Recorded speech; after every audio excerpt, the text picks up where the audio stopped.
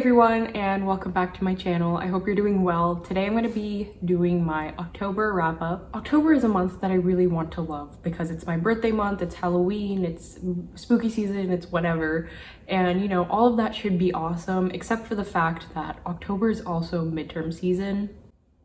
Nothing like a good midterm to really bring my mental health down to the gutter. So in order to combat my exam anxiety this month, I turned to reading, of course, and I ended up having a really good reading month. I loved all 3 books that I read, and I am super excited to talk about them today. But before we start talking about books, I just wanted to say really quickly that I now have a Discord channel, or server, I guess, that you can join if you'd like. I would love to have you, and I'm planning on doing kind of like a buddy read type situation thing on the Discord in December. So if that's something that you think you would be interested in, I will leave the details in the description box for you. So yeah, the more the merrier, and I look forward to seeing you all in the Discord channel.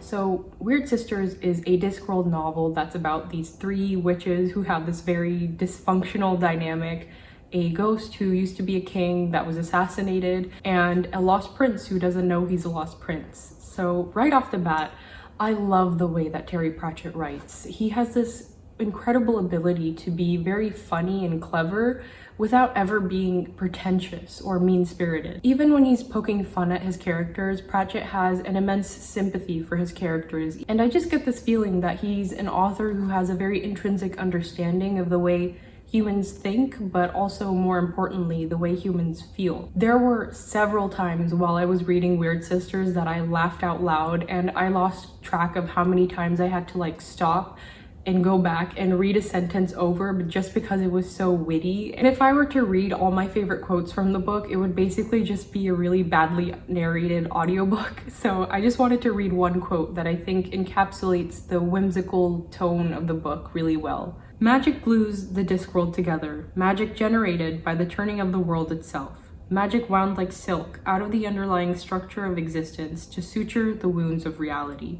And I don't know what it is about this quote that really does it for me. It just works on so many different levels, and the sutures of the wounds of reality really hits me.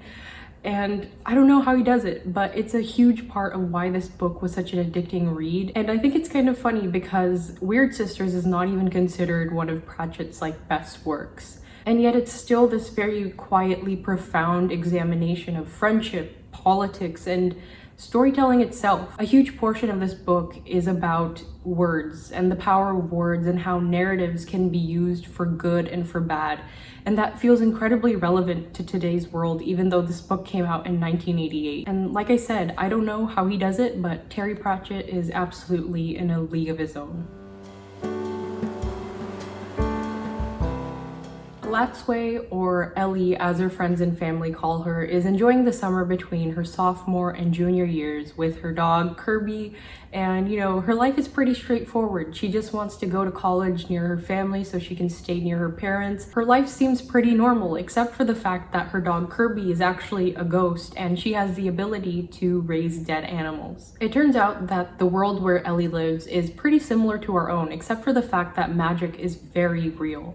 And like all forces of nature, magic is chaotic and mundane at the same time, and humans can use it for good and for evil. Ellie herself is forced to use her abilities when her cousin Trevor is murdered, but it's ruled an accident. If she wants justice, she and her family will basically have to find it for themselves. So it's not often that I read YA nowadays, but I'm really glad that I made the exception for Latsway. As a protagonist, I found Ellie to be a very unique and striking character without falling into I'm not like other girls territory. There's a scene in particular where she notices that her late cousin's wife, Lenore, has not been wearing makeup, and she remarks to herself that Lenore uses makeup as kind of a creative outlet, and the fact that she's not wearing makeup is a worrying sign. This moment kind of stood out to me because a lot of people think that makeup is just this frivolous thing, but Ellie is perceptive enough to notice that it's actually really important to Lenore, and it's not just this frivolous activity. I definitely feel like if I had read this book during high school, I would have identified with Ellie a lot, and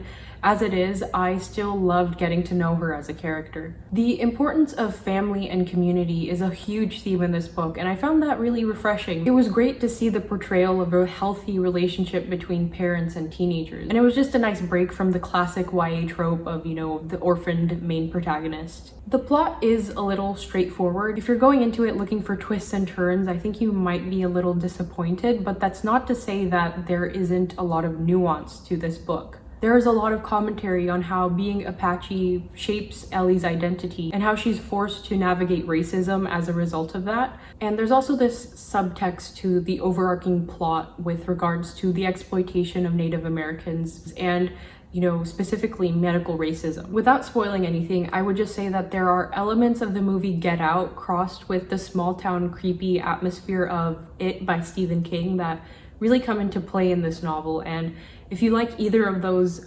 movies/books, I think you would love this book as well. And there are a few hiccups in terms of pacing that feel a little rocky, especially towards the beginning of the novel. But really, as a whole, I think that Alatsue was the perfect novel to read during October. I really, really hope that there are sequels in the works because Darcy Little Badger has completely hooked me into this world, and I cannot wait to read more of Ellie.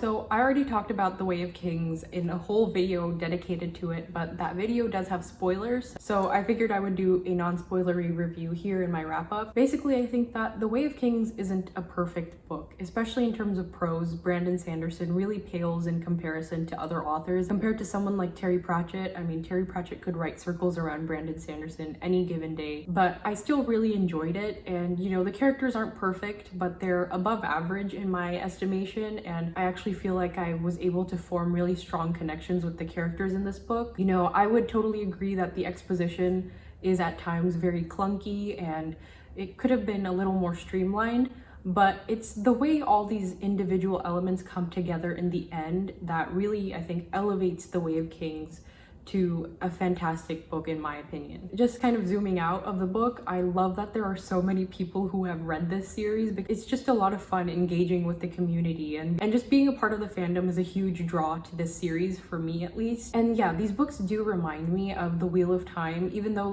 the plot is not similar at all. And I don't want it to be similar either, but they remind me of The Wheel of Time in terms of scope, and I love that. I love that this is a huge world, and I love that there are 9 more books for me to read. I mean, currently I'm almost done with Words of Radiance, so 8 more books for me to read. Right now, my favorite character is still Dalinar. I'm almost done with Words of Radiance, and I think Oathbringer is supposed to be Dalinar's book, and I can't wait to find out more about his background. I'm so excited. I would compare this series to a box of donuts. Like a Krispy Kreme donut. It's really fast and easy to eat. It tastes delicious. It's not super filling, it's not like a whole meal, but it is delicious. And once you eat one, you just want to keep going. And that's how I feel with this series, is once I read one, I just want to keep going, keep reading, keep finding out what happens next. So yeah, that is my October wrap up. I only read 3 books, but then again, like I said, it was midterm season, so I'm pretty happy with that number. Thank you so much for watching as always. And again, if you want to come join the Discord, I will have the details down in the description. And yeah, I'll see you in the next one. Bye.